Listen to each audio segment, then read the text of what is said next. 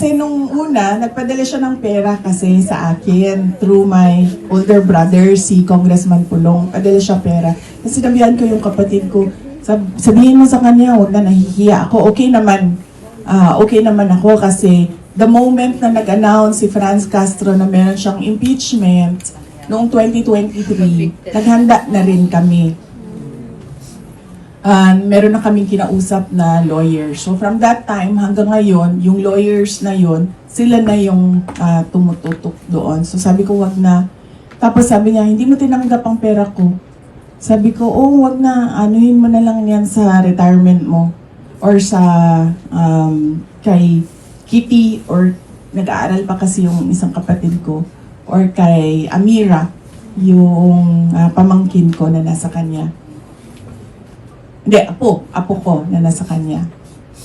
Ang sabi niya na, so ayaw mo yung pera ko, hindi mo tanggapin yung pera ko, mag-abogado na lang ako sa'yo. Pwede ba yun?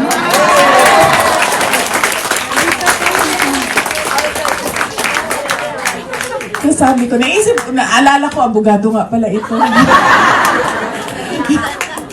So mag-abogado na lang ako sa'yo. Sabi ko, siyempre, matanda na ba? 80 years old na. So, ayaw mo na i-agitate yung matanda. Kasi mabilis, mainis. So, sabi ko, okay. Sabi niya, hindi. Totoo, mag-abogado ako sa'yo. Sabi ko, okay nga, walang problema. Sabi ko, pipirma ka lang naman, di ba? Sabi niya, hindi. Ipapatawag ko si Franz Castro.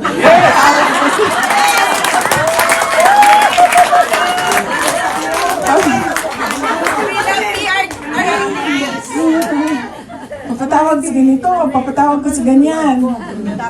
Tapos sabi ko dun sa mga lawyers, sabi ko, mag-collaborating counsel daw. Sabi nila, sige, wala namang problema yan. Paghandaan lang natin, sabi ng mga lawyers.